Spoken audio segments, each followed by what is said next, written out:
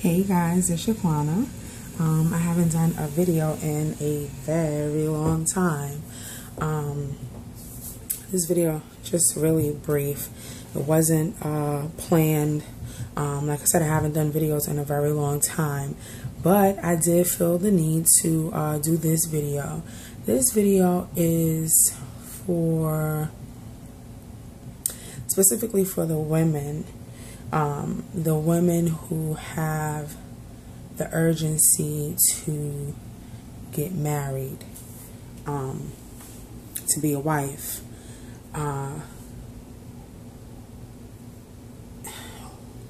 Every little girl, but most little girls, they grow up, they have their Barbie dolls and their playhouses and their Ken dolls, and they have this imaginary, playtime, and they have playhouse with the little kitchen sets, and they act out what mommies do, what daddies do, and all of that. And so as from little girls, most of us, we have this idea in our minds that you grow up, you find the loving man of your life, Prince Charming, your Ken doll, and get married, have kids, or what have you. And that's not a bad thing to want to have. That's a great thing. Marriage is a wonderful thing.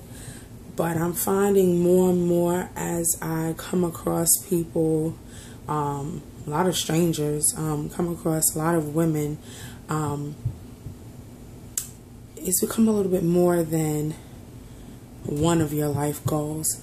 It's become more of an obsession, more of a desperation to be married.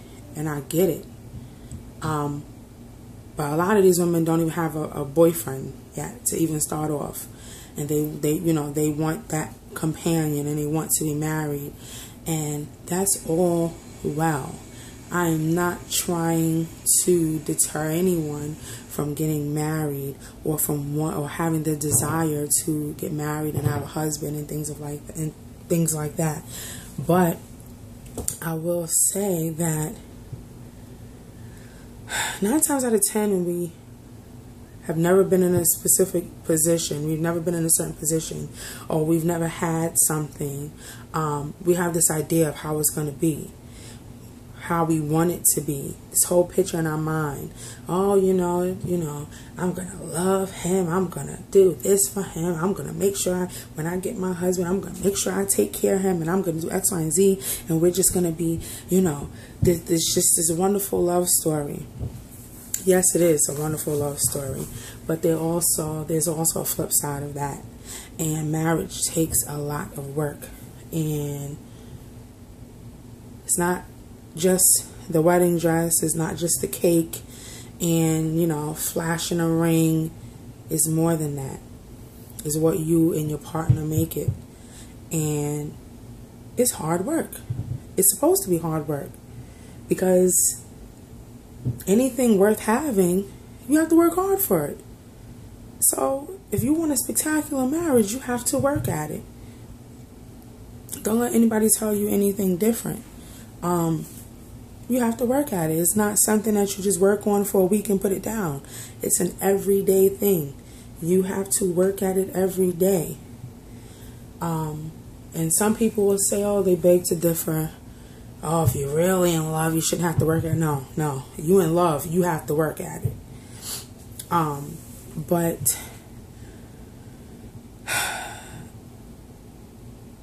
I've come across it a lot, and today I went to my doctor's office, and one of the nurses, very, very nice, wonderful spirit. She's so nice. This is my second time meeting her. The first time, she came to me and she asked me, "Can I ask you a question?" I said, "Yeah." She's like, "That's your husband out there?" I said, "Yes." She goes, "Well, what is married life like? Tell me about it. Tell me all about it so I know." I said, "You want me to tell you all about it?" There's one this one doctor's visit before the doctor comes in. I don't think we have enough time for me to tell you all about it. So she's like, okay, if somebody was, getting married next week or something, what would be some advice you would give them? And that was the first thing I did say to her, was that it is work. You have to work at it. It's only going to be what you and your partner make it to be. That means you have to put all the effort into it. And I said, it's about forgiveness and compromise. Endless forgiveness. Endless compromise. Sometimes you have to deny yourself of some things. You have to compromise just to make your partner happy, or it's give and take. It's not just a one-sided thing. You both have to compromise, and you really have to work as a team. And forgiveness is key, because if you don't forgive, and I don't mean nothing big, just small things. If you don't forgive, you'll keep holding on to things, and how could you prosper in that way, as far as having a productive marriage? So I don't really remember if I said anything else. I think that was pretty much it. She just basically went on to tell me, I'm not going to put all her business out there, even though, you don't know who she is, but she's seeing someone, and she just basically saying that that's her goal, And I said, that's most women's goal. They want to be married. They don't want to just be a girlfriend, or they don't want to be single for the rest of their lives, But I did say, before the doctor came in, don't be so blinded by wanting to be a wife so bad that you totally be oblivious to the actual person that you're trying to get married to. Because a lot of people do that. They want to get married so bad. They'll say, oh, well, I can deal with this, I can deal with that, well, as long as he gonna marry me, we could work out the rest later. And that's, not a good thing.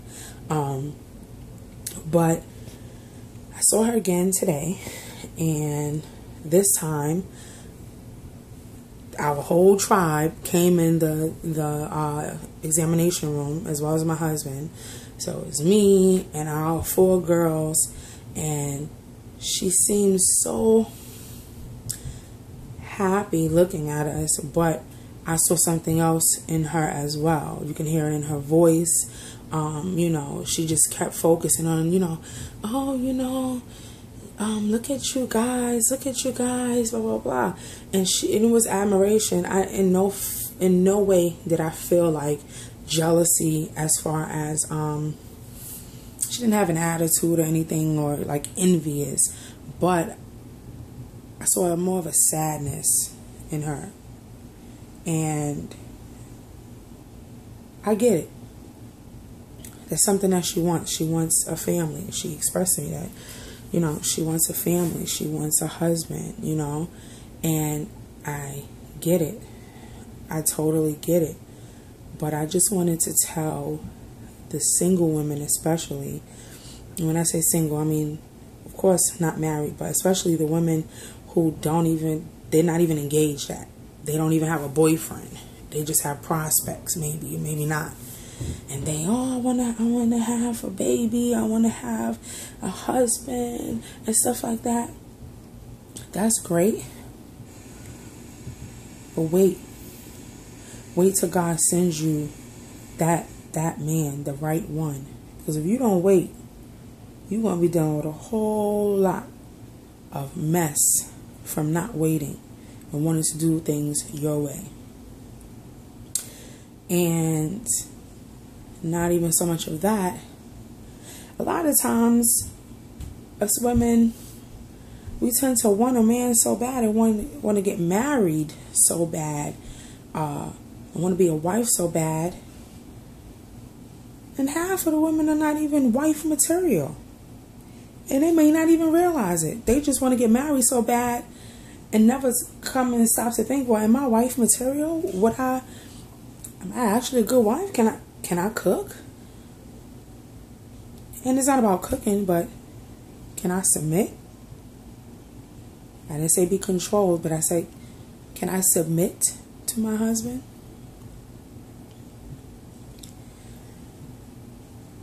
You got to ask yourself that. Truly and honestly, can you submit to your husband when you have one, when you get one? Can you allow the man to be what he is, the man? Can you allow him to be the head of the household? Can you really?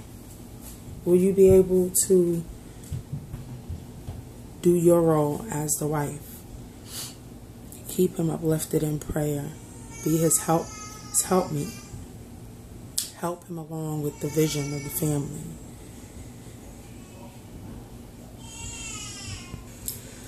Yeah, can you really, can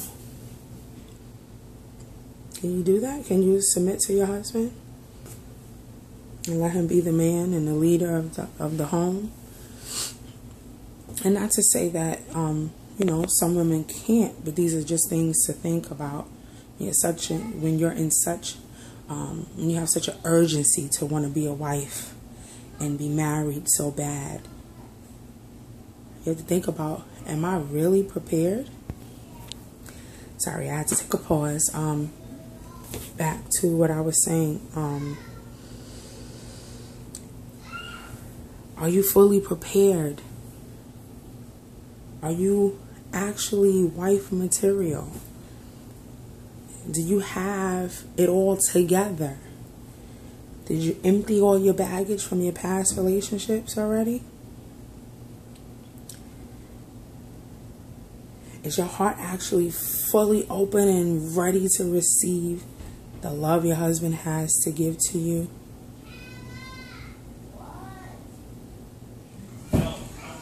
Did you put your pride down, your pride aside, and your strong, I'm an independent, hear me roar attitude? Are you ready and willing to submit to your husband?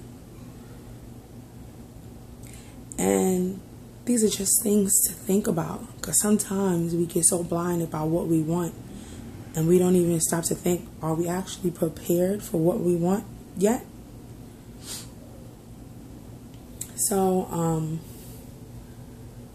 like I said, I've been coming in contact with a lot of women, but just, in passing, having little brief conversations. For some reason, me and my family, when we're all out, we wind up getting stopped in the street all the time, at Walmart, Martin's, wherever. Oh, you have a beautiful family, blah, blah, blah. I can't wait till I have my family. I can't. And there's nothing wrong with wanting that. There's nothing wrong with wanting that for yourself. Nothing at all. But just make sure you want it for the right reasons. Make sure you're actually prepared for what you're asking God for. That's just something to think about. And for some of the women who are single with no kids, I get it. You might be lonely at times and stuff like that. But live your life. Because I'm not saying some mothers are regretful of having their kids. No, but every mother, I know for a fact, I can speak for every mother of every age, of every race that has children. 1 child, 2, 3, 5, 6 kids. I can speak for every mother when I say there are times that a mother will want to take her mommy tag, name tag, and hang it up on a shelf somewhere and just be them, even if it's for a few hours. Or every mother has tiny little moments where they're like, man, I gotta shift this around. I gotta, put this away. I gotta plan this a few months in ahead, X, Y, and Z, because your child comes first. So before you want a baby so bad, have you lived your life?